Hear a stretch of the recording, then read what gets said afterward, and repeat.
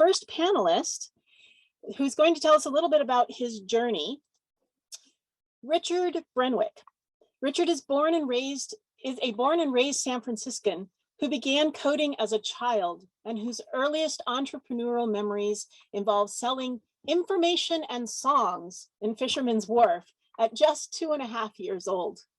From childhood to college, Richard started and ran multiple businesses in his teens, including, but not limited to, a web hosting company, an IT service company with hundreds of Bay Area clients, and an online electronics resale business. Wanting to complement his technical background, Richard attended the Haas School of Business at Berkeley, where he graduated as valedictorian. In the years after graduating, he co-founded Twindom, a 3D scanning company, then Draper, the virtual try-on company that was recently acquired by Gap Inc., to build the future of fit for their brands. I'm really looking forward to hearing what Richard has to tell us about being an innovator and entrepreneur. Welcome, Richard Brenwick. Hello there. How is everyone? I hope everyone's doing well. I'll go ahead and kind of dive right in. I want to leave as much time for questions as possible because, to be honest, the value in getting to talk to people who have had experiences is getting to dive into the nitty-gritty details. I can give you a high-level talk and it's not really going to do much for you. But when you ask me questions about the individual challenges and all of the ups roller coaster ride that is entrepreneurship, I think I can be a lot more helpful there than I can be in just telling you the story. But I'll start with a general story just that you can get an idea of what my roller coaster has looked like over time. So I kind of started my career really in middle school more than any. I had a friend who kicked my laptop while we were on the bus. Her parents offered to pay for the laptop. That was my seed money. That was my first seed money that I ever had to actually start a real thing. So I took the $300 that I got from her kicking the laptop and I used that to buy 2 desktop computers on Craigslist. And then I took those 2, I figured out how to repair them and I fixed them up. And then I resold those for about $250 a piece. So little by little, I grew my business, I grew my resale company, and I started to recognize that if I could build value for others, either doing something myself or by directing someone else to be able to do something, that brought me a massive amount of joy. It made me feel so great as an individual to be able to create value, to build something great. So that kind of goes to the first of 3 main core values that I think I've really lived by in my entrepreneurial career: build great things. So, obviously I really enjoyed my work. And as I kind of explored this world of entrepreneurship and building things and experimenting with different businesses, I got myself involved in a lot of internet businesses. The internet was much younger then, and there were a lot more opportunities for individuals to be able to kind of push their way into different of the web. So I started a web hosting company. I started a game server hosting company. Thing that I to kind of get into the areas that I was interested in, I would try and experiment with. I taught myself to code. I taught myself to build software and to, obviously not with proper engineering practices, but more like the hacker style, just kind of build whatever's necessary, and experiment. Got myself in trouble a few times with that. Definitely did some things that were not things that I'm proud of. And I learned a lot during those early days of building software and kind of, from an ethical perspective, what's the right thing to build, what's the wrong thing to build. And as I kind of continued with that early career, it dawned on me that I never wanted to get away from doing what I love. So that's value number 2, is do what you love. So build great things, do what you love, number 2. Really, it took me until kind of getting out of high school, getting into college, when I realized that I really needed a team. I wasn't going to want to do this on my own forever. So all of that experience that I had from doing it on my own for customer service, sales, support, et cetera, I really learned a lot, but I knew that moving forward, I wanted a team. So in college, my number 1 goal was to find a team. It was to find the people me when I was in need, who would be able to take over for me when I was sick, when I wasn't able to provide for the company, for the product that I was building and supporting. And so really in college, I studied business at UC Berkeley, Pod School of Business. I ended up finding my co-founders at school, which was great. And finding co-founders, finding people to rely on is one of the most important things that you could do. So that's number 3. It's work with people you like. So build great things, do what you love, and work with people you like. Those 3 things kind of echoed for me and really became my core principles when it came to entrepreneurship and building product, building a company, building a team. And so as I met these folks and I started to work with them, David and Will, my 2 co-founders, we went through a lot of trial and tribulation, a lot of challenges in our early career working together, but also, over time. I think we've been working together for just about 11 years now. So it's been a little while. And we've gone through 4 iterations of companies. So I believe only a couple were. We did have a LED lighting sales and distribution company for 7 months. That was a complete flop. You can't sell light bulbs when you're fresh out of school. Don't try it. It's not going to work. And, second, we did a 3D printing vending machine. There was massive learning in that process and in that product. I learned so much from a technical and a business perspective doing that for a year, but practically there was no real paying customer. We did not have product market fit for that product. And we moved on after a year to Twindom, where we did kind of find some product market fit, selling 3D printed miniatures of people. That led me to Draper. 5 years into Twindom, after we had kind of proven the model a little bit, we transitioned, and I really started to learn that even though I'm not a fashion guy, and I never probably will be, the world of fashion needed someone to come in and really, or a company to come in and really start to think about how to provide an easy user experience to people who wanted to buy clothing online. And really, honestly, in an omni world as well, how you could provide digital tools to physical in-store customers. So that's kind of where we ended up. Practically, my journey has always been in the technical side and the business side. So I'm happy to answer questions on either. I'm going to stop talking because I think that was enough of an intro to the point where now you can ask me a million questions and hopefully we can get to hear from the other attendees. Whoa. Thank you, Richard. The way that we are going to format this is we're going to hear from each speaker, and then we're going to have all 3 of you together answering questions. So thank you very much. That was wonderful. I'm very excited to ask you questions. So, and we've already gotten some. But before I let you go, I do want to ask, have you ever been a Toastmaster? Are you currently, or have you ever been a Toastmaster? I am not currently, nor have I ever been a Toastmaster. So you have yet to attract me to the organization. You're around Toastmasters for long enough, Richard. I think I get to be an honorary Toastmaster. There you go. Honorary Toastmaster. Wonderful. All right. Thank you, Richard. We will hear more from you, definitely. Take a break, drink some water. Yeah. Our next panelist that I would like to introduce is Apurva. I'm sorry, I asked her, and I'm going to try this.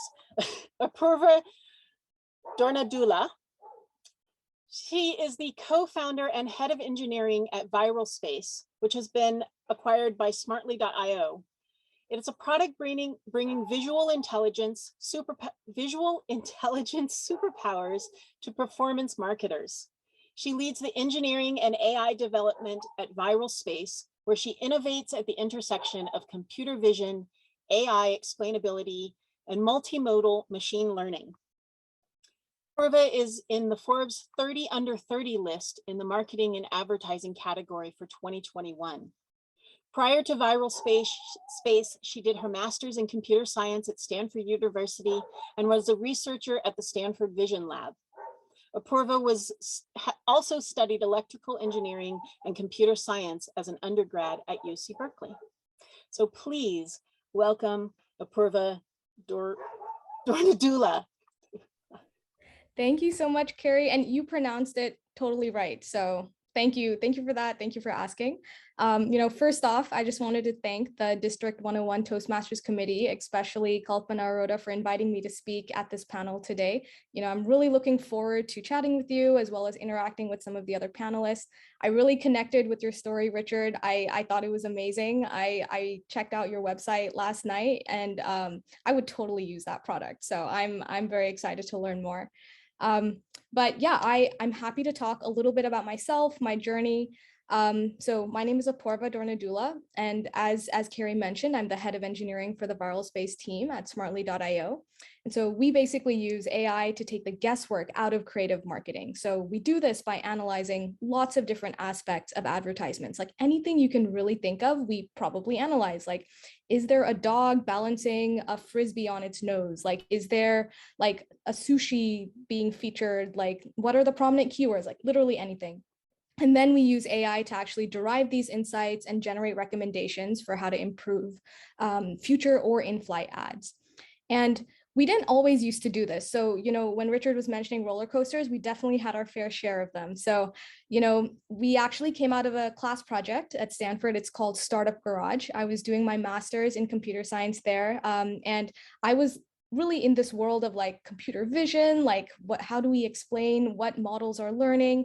And, my second year there, I really wanted to kind of broaden my scope and explore different disciplines. Like I was so in the weeds with everything that I kind of wanted to take a step back. And I found out about this class called Startup Garage, and I'd always had an entrepreneurial mindset, but never actually started a company before, never actually, sold anything. And so I thought, okay, might as well, take advantage of it. So I applied for the class, and the way you apply is you put your name on this spreadsheet, and then you basically put your skill sets and your interests. So a couple of days later, I got like email from my now co-founder, and he was like, oh, hey, I have an idea for like a social media company from my past experience. And, I met with him. He was a great guy. Really resonated with the pain point that he was explaining. But I kind of came at it from a technical perspective because I'm not a marketer. I've never run ads before. I've never seen an ads manager. So this was like a, whole new language for me. But, it was interesting, and I could see the possibilities. So, we onboarded our third co-founder, we started the Startup Garage class, and we actually were solving a completely different problem. And, we can go into like why, we ended up pivoting and all of that. But, initially we were basically helping nano influencers monetize their content by allowing them to sell their content to brands. And so in of building things fast and breaking things and iterating, we hacked together a marketplace in a couple of weeks. We launched it. We had a couple thousand users over like the span of maybe 3 to 4 months. And, things were good, or so we thought, and then we tried to start to kind of develop that brand side of the marketplace, completely failed, like not something that we did. Honestly, if we tried more, we probably could have gotten it running. But I think our interest, as well as like what the market was telling us together, it really made us want to pivot. So at the time, we had all graduated. So we pivoted to what we're doing now, which is visual intelligence for performance marketers. We tell them what's working, what's not working. And when we started actually building the product, we ended up hiring a couple engineers. We were working out of my co-founder's apartment. We actually built all the furniture ourselves, like whether it's the tables, the chairs, the lamps. So very, very scrappy. We got some seed money under our belt. We started doing all of these like off-platform analysis to figure out what clients really wanted. And so 2020 for us was just a year of building and testing and iterating and making sure that our product works, our product is the right thing to build. And in 2021, we were all prepared to scale. We were like, okay, we're gonna like get all of clients. We updated our sales strategy, but 2021 had something completely different for us in store. So around March-ish, we were approached by Smartly, which does performance marketing. They're more end-to-end, and they're an amazing company. And when they first approached us, we were very wary because there's a lot of like horror stories you hear about acquisitions and like people just wanting to like steal what your secret sauce or whatever. This definitely not the case. And we were just so happy, so interested. The synergies between like Viral Space and Smartly were just astounding. And so in May of last year, so it's actually coming up to be almost like our 1-year anniversary with them, we got acquired. And since then it's been amazing, right? Like our growth, our product, our team has just grown rapidly, and we couldn't be happier. And we're just really excited for the future. Like there's so much potential yet to be built. And yeah, that's a little bit about myself, a little bit about Viral Space, and really looking forward to talking to you all today. Thank you. Thank you, Apurva. And can you answer that same question? Are you now, or have you ever been a Toastmaster? I have not, but my mom is in Toastmasters, and she really, like, she is absolutely in love with the club. So I love the club as well. Wonderful. Thank you very much. We'll hear more from you in a moment. Our final panelist that I'd like to introduce, Soumya Narayanan, is the co-founder and CTO of Lily AI. She previously worked in technology leadership and software engineering roles at Box, Pocket Games, Yahoo, and Texas Instruments, and has a master's in electrical and computer engineering from the University of Texas in Austin. Soumya, would you please come on and tell us your story of being an entrepreneur? Absolutely. Thank you for the intro, Carrie. And so glad to meet with all of you here today. And I'm very, very happy to share my journey with you all. So as Carrie mentioned, I grew up in India. I did my bachelor's there. I came to the US for my master's at UT Austin. I worked, the earlier part of my career, I worked with a few large companies like Texas Instruments. I built low-cost mobile phone software for them. And then I worked at Yahoo, where we were building experimentation platforms and so on. And at some point, I felt like I needed to figure out what is this with startups, like what do they do? And, and so I literally jumped from that to the other end of the spectrum. I went to a game called Pocket Gems with no clue about what games are. I'm not a gamer myself, and no clue about building for the Apple platform, like iOS platforms, but just went there, did that. We kind of built like some of the top grossing gaming apps for that year. And then at some point, I also wanted to explore, let's try and see the other side of enterprise. And so that's when I went to Box and built out some of the mobile platform there. And while having a pretty good job, good pay, and all life was pretty smooth, is when I started working with other friends to help them bootstrap their companies. So this whole thing about starting up on your own seemed closer to me than it was before. Like it used to sound like, it's not for me. It takes huge effort, like more intelligent people. It's not for me. It's the thought that I had. But it felt nearer and nearer as you started helping people. And then at some point I decided, you know what, it's now or never. And so I decided to jump into that boat.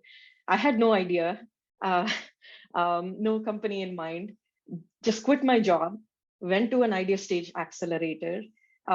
It's an accelerator that takes you through different stages of startup, the whole startup experience compressed in like 3 months.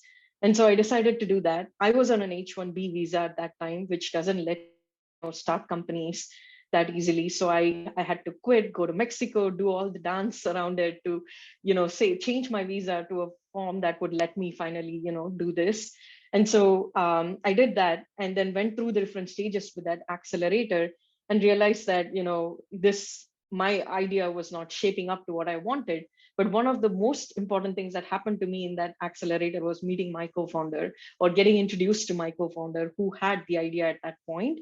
And it felt so close to heart, so personal, and an idea worth really doubling down on. And that was Lily, the company that I work for today. So we started out as a very simple, a B2C company that's like building an app that would help users find clothes that are best for them. And we kept doubling down on that to say, okay, let's try and understand why do recommendations or personalization not work well today, right? Like there's people understand, what the user did, where they come from, all of that, but one key piece that's missing in the whole experience is the why. Like, why did the user buy what they buy? What's so important in there for them to see? And that's what we kept focusing deeper and deeper on. And so some of my learnings along the way and up until this point was one, I would say, is facing the fear. like trying to not be scared, or like, yes, starting a company is definitely not easy, but doesn't help to just, stay with that thought. You need to face it, go through it. And I think I've done that at different stages in my career where I had no clue what that next step is, but just dive right in to figure it out. And the second part of it is like really falling in love with the problem. I think we definitely, from day one, we knew that we're not building a hot AI company. We are trying to solve the problem for the end consumer, and our work doesn't stop until we fix that, right? That obsession on that consumer and how the experience is going to shape up for them is the single most important thought that we held right from the beginning. And I feel like the way we got there, and every single person in the company that was able to get there, is because of that one underlying thought that we all took with each other. So it's so important to fall in love with the problem. And we started out as a B2C company, but then at some point, as first-time founders, we also realized we weren't bringing it. It's going to take a lot of time to bring money into the company because we were operating on an affiliate model, and it takes a lot to also acquire customers and so on. And on the other end, we started getting, based on how well this technology was working, we started getting a lot of requests for, from companies, retailers, and brands to like, why don't you actually come and power this for our site? It clicked for us at that point to say, you know what, like at the end of the day, you're able to reach a lot of consumers that way, right? And the technology work, and yes, we will bring more money into the company as well. And so we decided to pivot and go into B2B. And then, we work with a few enterprise customers today. Gap, Richard, is one of our customers too. And, the company is growing pretty rapidly. And, we are almost close to 100 people company that's executing on some of these things. So yeah, I would say the other thing that I do want to leave this with is the focus in building the right culture for the company. Like, it's a hard problem and there is a lots of ups and downs. I'm sure the other two people also shared enough about that. And so you do need that to be surrounded by the right people and have the right culture to be able to weather all of that and to be able to celebrate together. So it's super important to focus on that. For us, our core value is empathy to the end consumer, to our retail customers, to our coworkers, whoever it is. And that's how we have been able to, weather the storm. Thank you, Samia. That is wonderful. It's a small world, isn't it? For sure. That we live in. Yeah, our tech chair is going to spotlight all of us, the four of us here, so that we can. I said we've already had some wonderful questions posed in the Whova app. So I will start with one of these because it ties into something you kind of just said, Samia, and I want to ask, any of you can answer this, but someone asked us, said necessity is the impetus of innovation. We've all heard this phrase in some form or another, but I think this person is asking, should innovation be tempered for expediency? There's we want things to happen quickly, I'm assuming, in the entrepreneurial world. If you build and destroy a business in 7 months, or not destroy, but discover that it's not going to work in 7 months or a couple of weeks. So can one or a couple of you speak to that difference in letting ideas grow and build versus the necessity of knowing when it's done? So Apurva, how about you? Would you take that one? Yeah, sure. Happy to take a first stab at this. So, I consider myself a perfectionist sometimes, and that is really, really hard to live with when you're an entrepreneur, because you just need to live with the fact that whatever you build is not going to be perfect. And if you wait for it to be perfect, you would have launched too late. You would have taken too much time.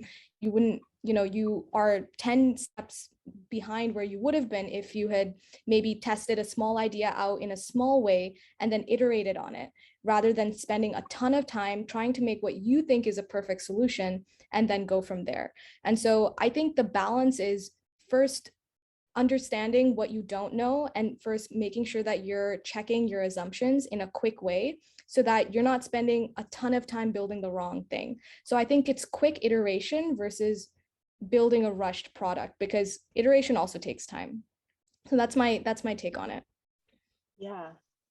And building on that, I want to ask, how about you, Richard? How do you know when an idea is a good idea and when it's time to be done? And let's wrap in this one with another question, which someone said, is it true that 97 out of 100 startup companies fail? If any of you I have no idea, yeah. but I can tell you that wouldn't surprise me. Yeah. That would not surprise me in the slightest. Yeah. It also depends on how you define fail. Right. So I think the words that I would say are iterate and fail fast. Yeah. The idea being every time you have a question about whether an idea, whether a product, whether a service will truly bring value, you come up with whatever the MVP is, and you discover that through iteration. You don't just decide what the MVP is. You discover that through speaking to your customer, speaking to whomever the user is. Sometimes your customer and your user are different, right? So depending on what it is, you talk to every stakeholder that's involved. You give them ideas. You figure out how much value they think they're going to get. You figure out if they're going to be willing to pay for what they're getting. You know, sometimes there's value, but there's no paying customer. And so I think really, you talk to everybody, you get as much information as you can, you iterate as quickly as you can. Sometimes you don't even build the product. You use fake door tests, you design the product and sketch it, and you show it to someone. And little by little, you get closer and closer to validation that you are going to have some form of product market fit. And when you finally get there, that's when you actually build the product. That's when you actually implement and start to realize some of the benefit of creating the product. So it took me many years to learn that, though. Our first businesses were not started with that in mind, but over the years, I have learned that. So hopefully that helps with the question. I completely agree with that. And just to add on to it, I think the most important thing I've learned also is like to identify who you are not and what you will not do.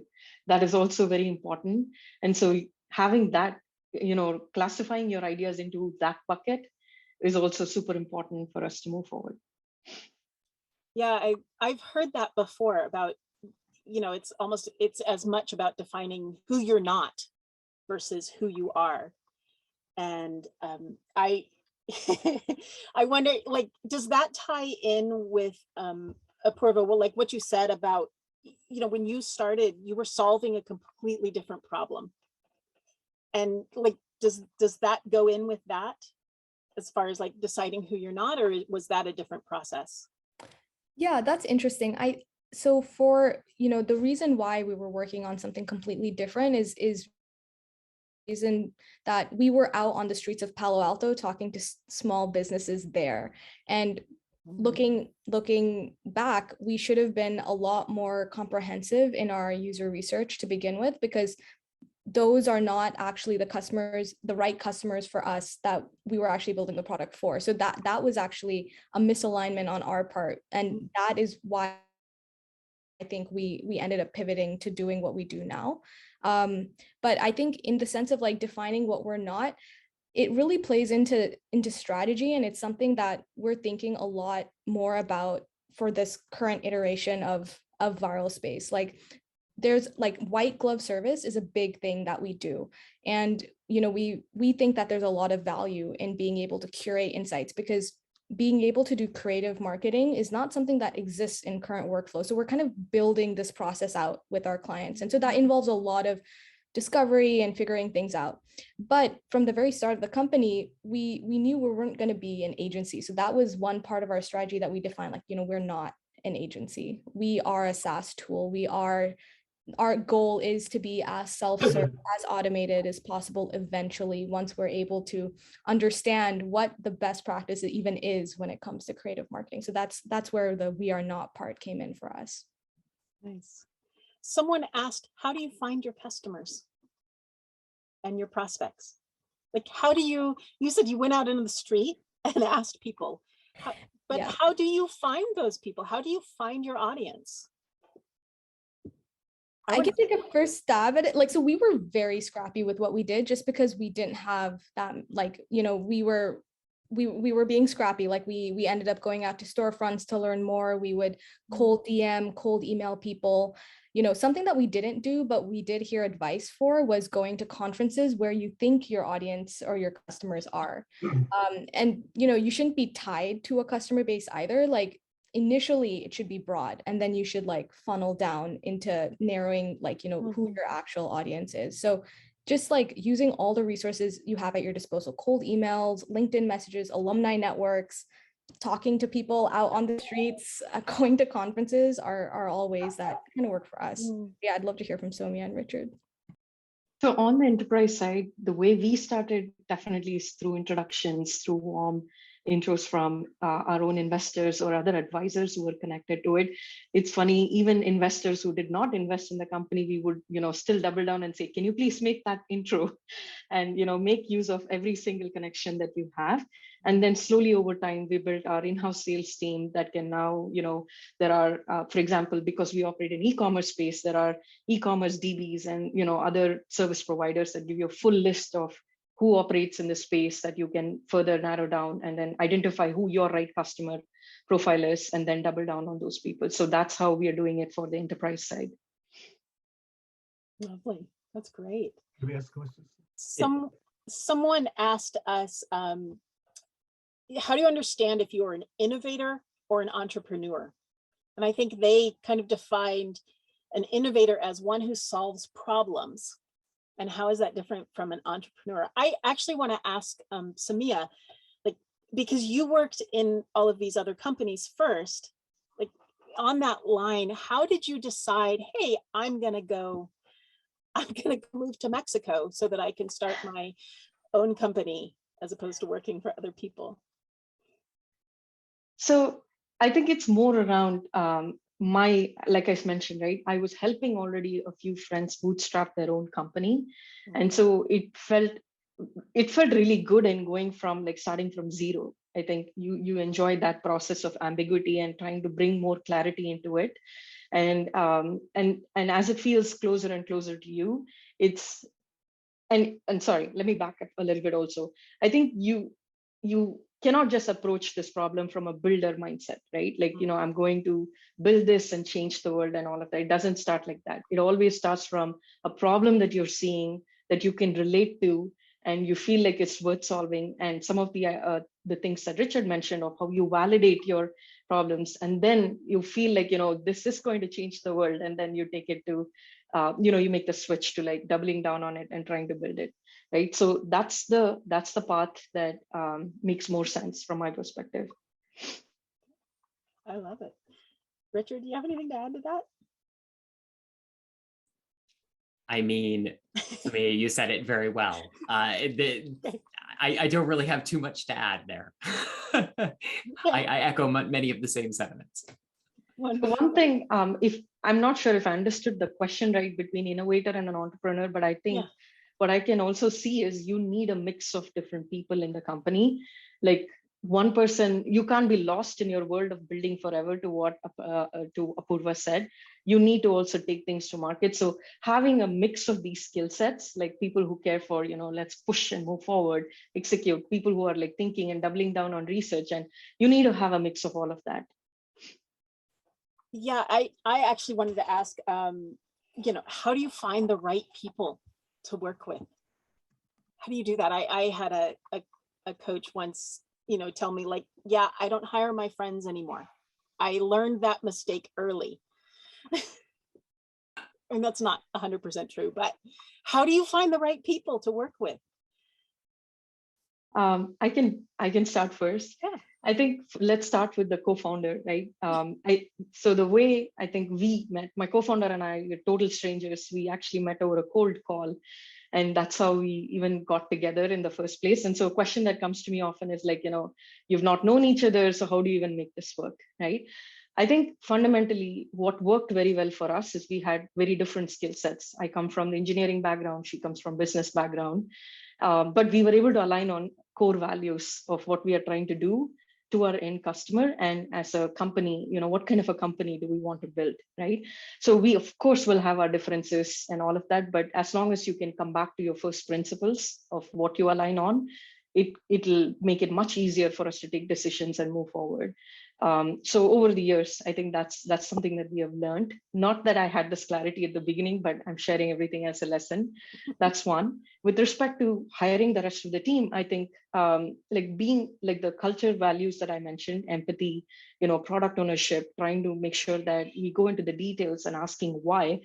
Those were some of the core, guardrails we had to say. People we wanted to bring in, like, have to operate at this level, but they have their own skill set on top of that, right? So defining that bar and being able to then appreciate the differences. And the other thing is diversity. I'm super proud to say we're at least 53 or 50+% women in the company. And so bringing that diversity as well really helps in being very intentional about it. That's my take. Yeah, love that.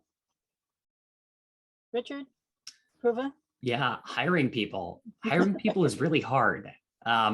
Firing them, to be honest, even though it's very painful sometimes, it's very easy for me to do. Like from a practical perspective, when you know someone isn't bringing value and they're really not supposed to be a part of the team, it's pretty easy to see that. But finding those right people and hire slow, fire fast, I guess is what I should say. For us, practically, it's always been about cultural values. It's always been about the type of person, how they're going to fit in, kind of what they're going to bring to the team. Obviously, there are specific skill sets that are required. And I think we never got to that mid-size business in all of the startups that I was a part of. I think our team never exceeded 22 people at any point prior to the acquisition by Gap. And even then, we were a team of 8 when we were acquired by Gap Inc. So we were a small team for Draper. And realistically, when hiring people on such a small team, everyone has to be flexible. Everyone should be, from a values perspective, aligned, but everybody should be different.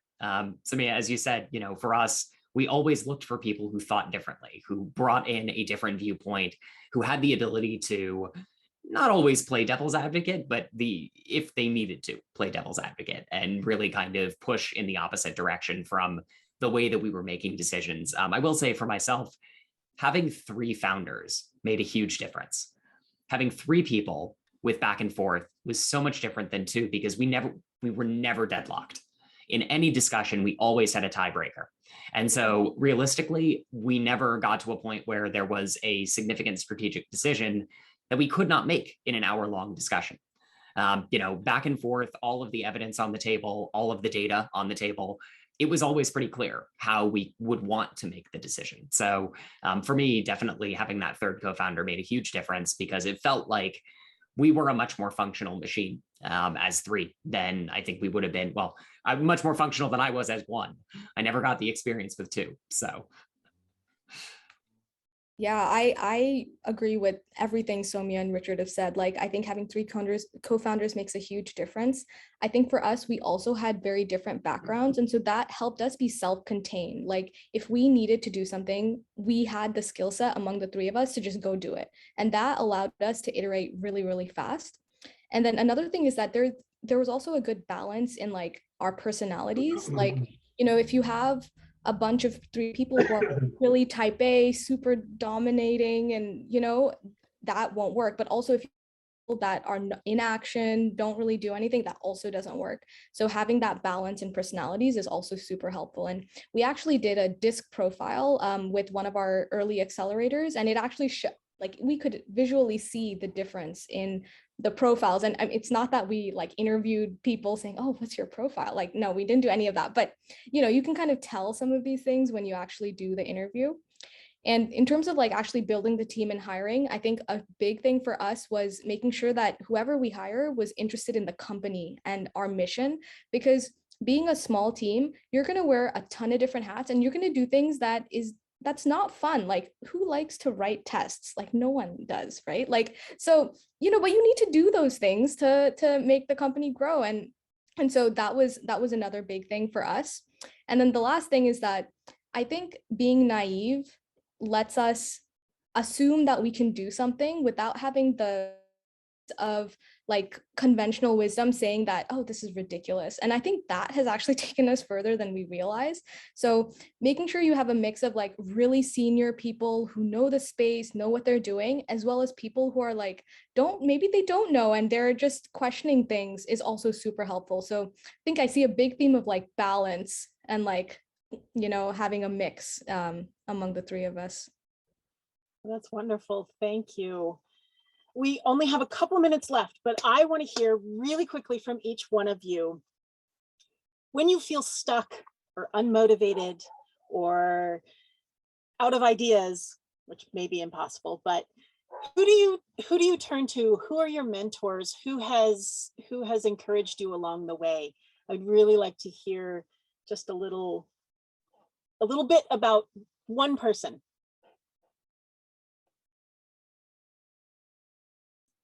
I mean, I'm happy to go first here. Go ahead, Richard.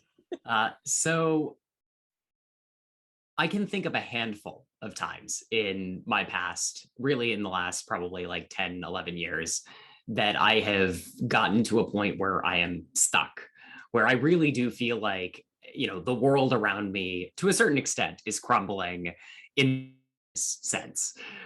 With the roller coaster, we did get some pretty decent peaks, but we had some pretty crazy valleys where we went underground. We went into the tunnel, and those are scary moments. Honestly, my wife, Ariel, she has this way of always being able to kind of talk through a situation. And part of it is she teaches middle school science, and middle school science is not easy. Teaching seventh graders is not easy. You're in a room with 30, 33, 34 screaming children literally all day. So something about how she deals with chaos has always been able to kind of help me through for the last decade or so, and understand that I could be in so much crazier of an environment, and yet still she succeeds every time. And so, I look to her a lot, and she definitely pushes me through a lot of those things, whether she thinks she is or not. Still gets me through. So having someone else to talk to about that kind of thing, like right next to me all the time, is really amazing.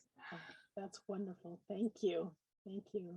Apurva, Samia, anything really quickly that you can think of? Yeah, I do agree with Richard on family support. I think I had a 14-month-old when I started the company. And so it's definitely not easy without the kind of family support that you get. But also some of our early investors, although we always try to think that, let's try to give the right information to the right audience. Some of our early investors have also helped in, framing the idea, thinking through the problem again, and giving a fresh perspective, normalizing it compared to all the other companies that are out there. What you think you're struggling, but you're actually doing well compared to a bunch of other companies. So they have also helped us, in thinking about focusing on the right problems and not worrying about everything at the same time. Yeah, I just wanted to echo, I think family is huge. I think I definitely wouldn't have been able to survive this without my parents and my sister. I think friends also, because they give you a different perspective because they're not in the same world. And then lastly, co-founders. Like I feel like talking about the touchy-feely things with people who are going through it with you is also super helpful, because then, you can see where you're aligned, where you're not aligned. And Thank you all very, very much. This was wonderful. I wish we had more time, but we don't, because we're Toastmasters and we end on time, for those of you who don't know this. Amazing insight from all of you. Thank you very much for giving us your time and your attention. It is much appreciated. I hope that you can stick around and talk to anyone else who has some questions, if that's possible for you. I would like to now turn our conference back over to Kalpana.